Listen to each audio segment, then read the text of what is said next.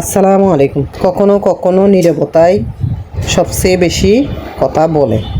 হাসির আড়ালে লুকিয়ে থাকে হাজারটা না বলা কষ্ট। যে মানুষটাকে সবচেয়ে আপন মনে হয় সেও একদিন দূরে চলে যায়। কিছু স্মৃতি মুছে যায় না, শুধু সময়ের সাথে সাথে সহ্য করতে শিখি। ভালোবাসা সুন্দর, কিন্তু তার শেষটা সবসময় সুন্দর হয় না। মন ভাঙার শব্দ কেউ শুনে না, কিন্তু অনুভব করা যায়। কিছু মানুষ আসে শুধু শেখানোর জন্য, থাকার জন্য না। চোখের পানি কখনো মিথ্যা বলে না। সবচেয়ে কষ্ট হয় তখন, যখন নিজের মানুষটাই বদলে যায়। জীবন শিখিয়ে দেয় সবাইকে ধরে রাখা যায় না। কিছু মানুষকে ছেড়ে দিতেও হয়।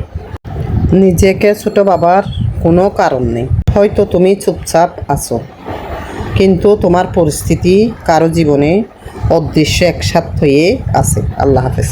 কথাগুলো কেমন লেগেছে তা কমেন্টে জানাবেন। আল্লাহ হাফেজ।